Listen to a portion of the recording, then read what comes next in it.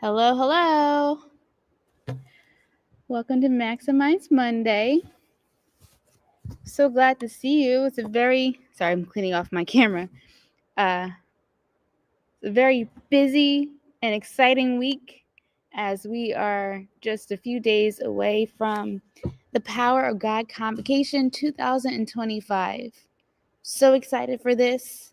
It's our second one back since the pandemic. But yeah, a very busy week. So, of course, we're excited to see everyone who's joining in with us today.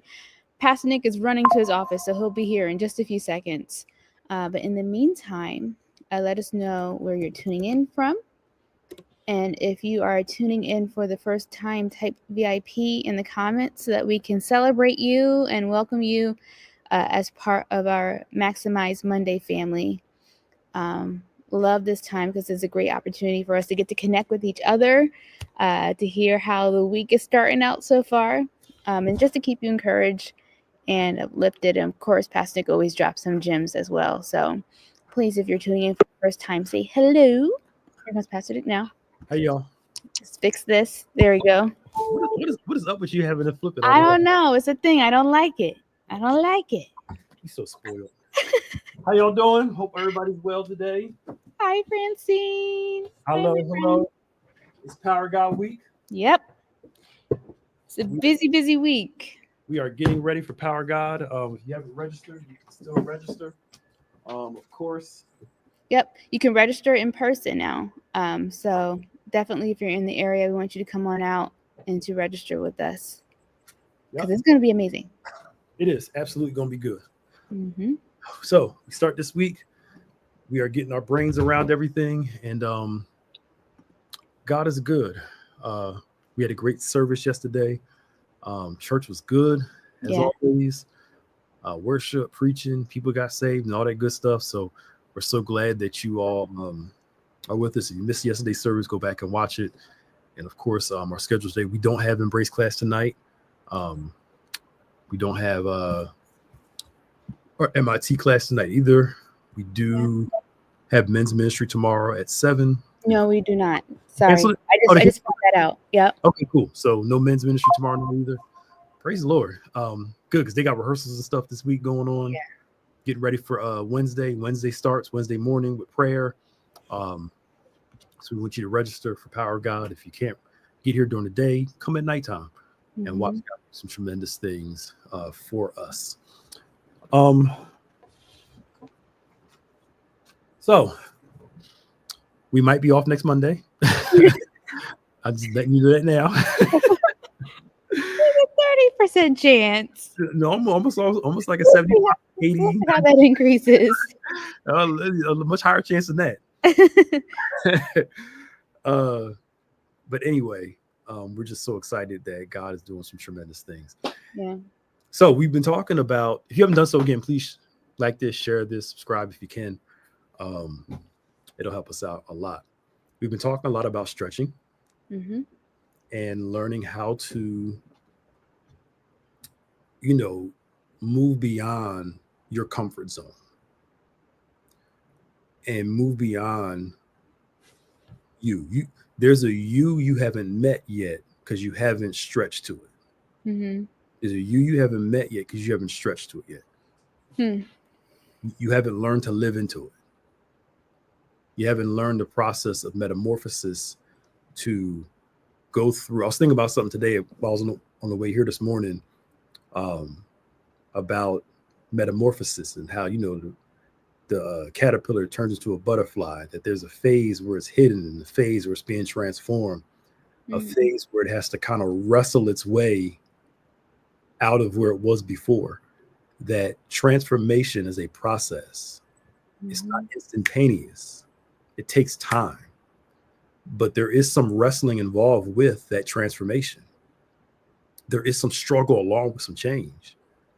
And the fact that you're struggling is actually your cue that it's working. Yeah. I say that because if you were comfortable with being who you are, you wouldn't struggle.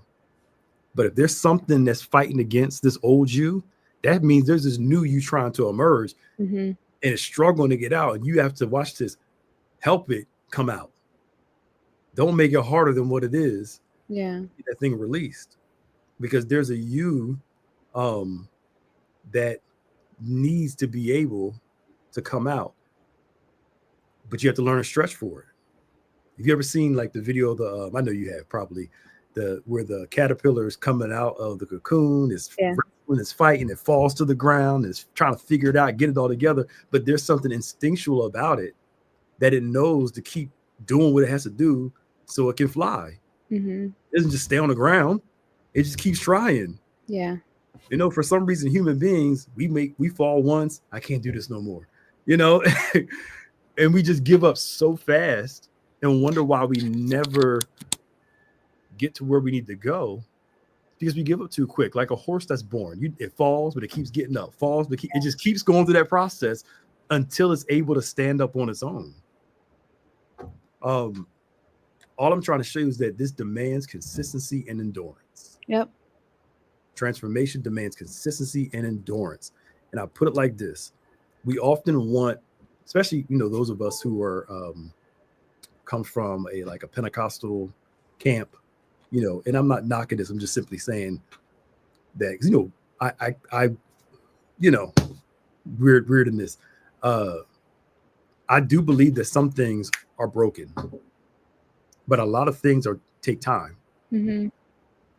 And if we only limit transformation to come to the altar and boom, that's it. Yeah. People are going to have a hard time because they thought, well, I was at the altar and how come I'm not totally different yet? Because transformation, sanctification takes time. The fruit of the Spirit, fruit takes time to grow and develop. Mm-hmm. We become more loving, become more joyful, become more peaceful, become more temperate. We grow into that stuff. And we have to allow ourselves to evolve and grow into those things and follow the Spirit so we can become who He calls us. So Yeah. I'm not rambling a lot, but I kind of had to get all that out since it's on my head. But you want me to keep talking, so you have to say nothing. Well, I'm not complaining. I know. But that's what's required, is for us to understand you're not going to change overnight. Yeah. But you have to keep wrestling, as Paul says, pressing towards that mark. Yeah. High calling God in Christ Jesus. Mm-hmm. Absolutely. It's a process, like you said, and it requires us to be uncomfortable. And I think that's the part that people kind of get affronted with and are like, this is not for me. But you have to go through that process. And using your analogy of the butterfly, it goes through stages that don't look pretty, and it cocoons up and it's uncomfortable, and all that time is transforming into the beauty that it's called to be as a butterfly. Right? So it had to go through that process and all the nasty things that happen in it in order to get to where it is. Along those lines, I saw a documentary a couple of days ago. It's all about animals and their weird things that they do in order to just exist. And one of them was a duck, or like a swan, or one of those type of birds. And the eggs were planted really up high in the mountain, right? Now, when it was hatched and it was a baby, its feathers weren't formed. So, either had to stay up there or it had to get down to survive. So how they get down is they jump off the cliff and they bounce and hit against the rocks. And, it looks pretty deadly. Yeah. But they turn out okay, because naturally they have to do that within 1 to 2 days after being hatched. And their bones aren't formed. They're really spongy. So that's what saves them. So all that to say, you have to go through the process, and you might have to take that leap of faith, but realize that God has built you to be able to stand, the journey of getting to where you need to be for nourishment. Yeah. So I think that's a part that we need to remember as well. What we're faced against looks challenging, and it looks hard, and it looks like something that we're not going to survive. But God has provided all the tools and the supplies that we need to be able to survive that process. Yeah, and you're right. There's an ugly side to transformation. Mm-hmm. So with the butterfly, like you said, with the bird, there's an ugly side to it. I think we don't like the ugly side. Mm-hmm. And the ugly side is you see a new you emerging while you're still the same you. Yeah. You see the best in you and the worst in you coming out at the same time. You know, you see you growing over here, but you're struggling hard over here. It's like you're seeing this battle Mm-hmm. between the two. And I think that's where a lot of us get disoriented because we're not aware of that ugly side of the growth phase. Yeah. You know, that while you're becoming more sane, you feel more insane. You know, Mm-hmm. you feel like you're getting better, you feel like you're getting worse at the same time. And I think once we learn that process, that's a part of the process, the more calm you are, Yep. because you see you're just going through the ugly part of this. And once you can get through the ugly part, like you said, a beautiful butterfly just Mm-hmm. comes out. Mm-hmm. And now I want to encourage everybody. It's often not what it looks like because we look at it from our perspective. Yeah. But other people look at you like, man, you're really growing. And you're like, no, I'm not worse. I'm just like, you're really, because we see the totality. Mm-hmm. They're looking at the development. And we have to learn to recognize there's more, that there's other views besides our view of ourselves. And our view of ourselves isn't always the best way. Yep. Yep. You gotta just take that step. And you say this all the time. You know, you said it to me. I'm not going to throw you all the way into the deep end. Mhm. Like I'll throw you into the shallow end. So, you know, I think God will throw you into the shallow end, and He might throw you into the deep end at times too. You will. But you know, I feel like the things that we do experience leading up to that moment are building steps to help maybe make that process a little bit easier. I don't know. Well, having a mentor helps out too. Avoid this. Don't do Mm-hmm. this. You see Mm-hmm. this. Don't. Usually, good mentors have been through it, the good, the bad, the ugly, and want you to avoid the ugly. They don't want you to avoid all challenge, because you can't be strong if you avoid all challenge, but they want you to avoid all the unnecessary challenges Mm-hmm. so you can be who you need to be at this place. And good mentors help you get around those potholes, Mm-hmm. so you can become faster, easier, without all the craziness that you can experience. You don't have to go at this alone, y'all. Yeah. You know, and but the stretching does require, watch this, y'all, trusting somebody else to stretch you too. And that's hard because you have to trust that the person. Now, I'm not talking about just anybody. I'm talking about somebody that's got the experience, loves you, takes care of you, protects you, wants what's best for you. Sometimes you need somebody else to stretch you beyond your limits, Yep. because you don't know your limits. They do. They know you well enough to know you got this. But I think one of the things I appreciate my mom the most about is when we were growing up, she let us deal with stuff. Mm-hmm. She's like, because your whole thing is you can't rely on me to fix all your problems all the time. So you got to learn to be able to work through your own problems. You know, I think sometimes we make it so easy on people Mm-hmm. that they don't know how to problem solve. Like I don't know if you saw the study. I was reading about that MIT study on Chat GPT and what it does to our brains. Did you see it? I haven't seen it, but I Yeah. believe whatever you're about to say. Yeah, it's and it's something I've been saying since AI started really getting, you know, on the scene. AI is a good tool to use every now and then. Tool. Yeah, Keyword. a tool every now and then, not all the time. Because what they showed was the continued reliance on somebody else thinking for you, what it does to your brain. Mm-hmm. It's like getting cell phones now. How Mm-hmm. many phone numbers do you have memorized? One. One? Oh, My mom's. I have a few, but you know, before, Yeah. without technology, we were able to, because our brains are being stretched by research and having to remember stuff. But now that all these things are taking your memory away, so I know with a certain generation it's not an issue, but I mean, when I was at a conference in Dallas, they were talking about how people are now going to AI for like friendship advice. Yep. Like Mhm. I'm struggling with depression. What do I do? Type it in the chat GPT or Claude or whatever. I have issues with anxiety. What I do? And it's like, this is not helping you. It's actually hurting you in the long run more than it's helping you. And past that, people are starting to use AI to have relationships. Yeah, I saw the crazy guy. Yeah, Oh, sorry. I'm sorry. you're not wrong though.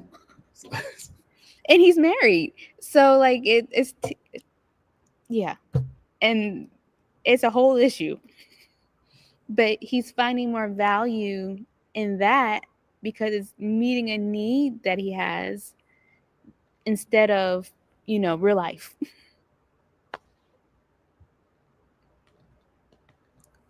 Okay. Um, Yep. the live technology is that we're connected because we talk online.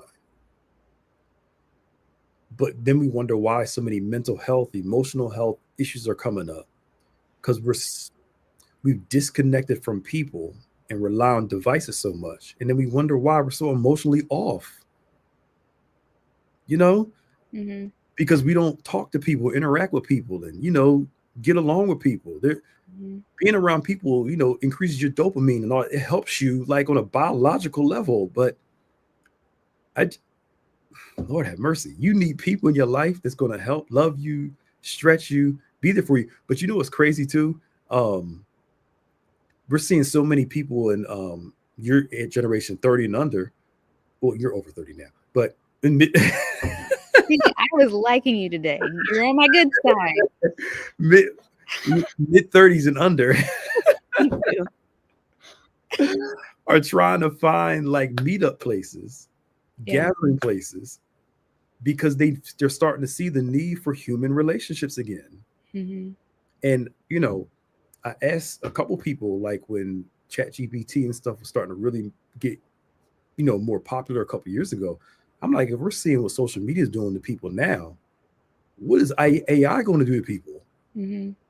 And he was like, it's going to make it a lot worse. And I'm like, again, these are tools. I'm not saying you can't use them, but I'm starting to see this stuff is. It's a slippery slope because you start using it and then you start using it a little bit more, and then before you know it, it's just everything. And that's what's scary about it. I could see how people would use it for advice for more personal things, outside of just helping you get the work stuff done. You know what I mean? I'm like, look, if you struggle with depression, go talk to a person. Yeah, They can, it's easier. It's at your fingertips. yeah, but it's not going to really give you no legit talk through. It's like there's like, what do they call it? Talk therapy. Mm-hmm. There's a reason why some people, it's not for some people, it works for them. Mm-hmm. Sometimes they don't need the answer. They just need somebody to talk to. Mm-hmm. And when they're heard, they feel, okay, I'm cool. I got it off my chest now. Mm-hmm. But it's that interactive piece. It's a tool. It's not your life. I'm telling you, get off these devices. Yeah. Go talk to people. Go interact with people. But again, our convenience, like you said, it's right there at my fingertips. Mm-hmm. It makes it feel like it's legit real, but this stuff's gonna make us worse over time. Yeah, I think what's scary is that it's man-made, right? So, it's only going off the information that people have put into it. Mm-hmm. And, hopefully it's spot on, but a lot of the times there's some questioning that you need to do. You can't take it as Bible, and I think that's what people are starting to do. That's what's scary. It is. Again, use it. Like now, there are some things that I'm writing that I may use AI for like portions. Mm-hmm. But part of me doesn't want to slip into that reliance on AI to write Mm-hmm. my stuff Mm-hmm. because I want it to sound like me.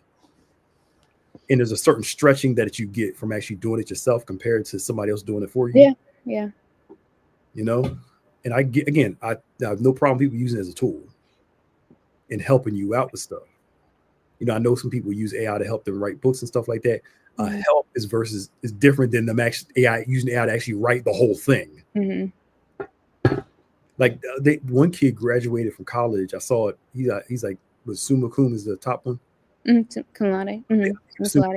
And then he showed how he used AI to help do his final paper. And he was bragging, has computer route. This is what I did. But did they take his degree back? I don't know, but see, it's not illegal. Jeez. It's not illegal for him to do. Now, some teachers may have a rule in place about it. I'm not sure. I don't know what's going to happen. But you know, these young people are using it too. Exactly. But you know, these young people don't think. They think excitement in the moment. Let me show everybody on social media what I'm doing, not consequences. You know, when you're young, we all, and I tell people, like, if we were their age with all the stuff they have now, we probably would have done the same things. Like, it's easy if you didn't grow up with it to say I wouldn't do that, but you didn't grow up with it. You know what I'm saying? No, I hear you. So it's easy. Imagine growing up and this is your whole life. It's normal for you. Because there are some things we did the previous generation, like, what's wrong with them? How come they doing that? That's fair. That's fair. You didn't have it when we were that, you know. So it's easy to, you know. Anyway, I don't know how we got off on AI, but my premise is using people to stretch you, to challenge you, to help you, to develop you, to help you grow, to become the you that you know you need, to become the you that you may not know you could actually be.